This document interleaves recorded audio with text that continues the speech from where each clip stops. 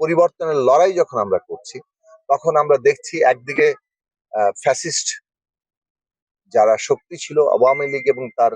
নানা রকম সহযোগী শক্তিরা তারা নানাভাবে এই যে গণ অভ্যুত্থান তার আত্মত্যাগটাকে অস্বীকার করার চেষ্টা করছে। তারা যেভাবে হত্যাযজ্ঞ চালিয়েছে সেটাকে অস্বীকার করার চেষ্টা করছে এবং এই মানুষের আত্মত্যাগকে অস্বীকার করে তাদের এই ফ্যাসিস্ট শাসনকে এখনো জায়েজ করে দেওয়ার চেষ্টা করছে। এই নির্লজ্জতা মানে এটা একেবারে রীতিমতো মানুষের সকল কল্পনার সীমাকে ছাড়িয়ে যাচ্ছে। তারা বিদেশে বসে ষড়যন্ত্র করছে, দেশের ভেতরে ষড়যন্ত্র করছে এবং নানাভাবে অর্থ যোগান দিয়ে একটা নাশকতা সৃষ্টি করে এই দেশে বিচার সংস্কার নির্বাচনের যে তৎপরতা সেটাকেও আসলে ক্ষতিগ্রস্ত করছে। অন্যদিকে আমরা দেখছি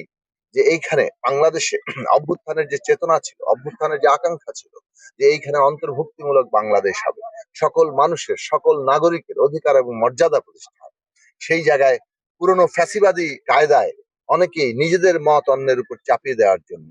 আমাদের এক মতটাই একমাত্র এইরকম মানসিকতা নিয়ে তারা নানাভাবে জনগণের উপরে নাগরিকদের উপর চড়াও হচ্ছেন এবং একটা মবের রাজত্ব কায়েমে তারা সহায়তা করছেন। আমরা মনে করি যে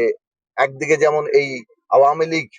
মুক্তিযুদ্ধের নাম নিয়ে মুক্তিযুদ্ধের সমস্ত আকাঙ্ক্ষার বিপরীতে গিয়ে যেভাবে একটা ফ্যাসিবাদ কায়েম করেছে, তেমনি কোন রকম দক্ষিণপন্থী ফ্যাসিবাদী